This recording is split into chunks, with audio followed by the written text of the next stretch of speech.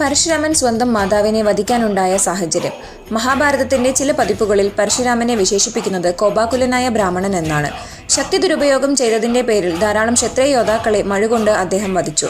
ചില പതിപ്പുകളിൽ പറയുന്നത് പ്രകാരം തന്റെ അർപ്പണ മനോഭാവം പരീക്ഷിക്കുന്നതിനായി തന്റെ അച്ഛൻ സ്വന്തം അമ്മയെ പോലും കൊല്ലുന്നതിനായി അവനോട് ആവശ്യപ്പെടുന്നു.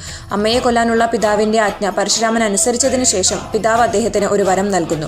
പരശുരാമൻ തന്റെ അമ്മയെ ജീവിതത്തിലേക്ക് തിരികെ കൊണ്ടുവരുവാനായി ആ വരം ഉപയോഗിക്കുന്നു. അദ്ദേഹത്തിന്റെ അമ്മ ജീവിതത്തിലേക്ക് മടങ്ങിയെത്തിയ ശേഷം രക്തം പുരണ്ട മഴ വൃത്തിയാക്കാൻ അദ്ദേഹം ശ്രമിക്കുന്നു. പക്ഷേ വൃത്തിയാക്കാൻ കഴിയാത്ത ഒരു തുള്ളി രക്തം കണ്ടെത്തുകയും വിവിധ നദികളിലെ ജലത്താൽ രക്തത്തുള്ളി വൃത്തിയാക്കാൻ ശ്രമിക്കുകയും ചെയ്യുന്നു.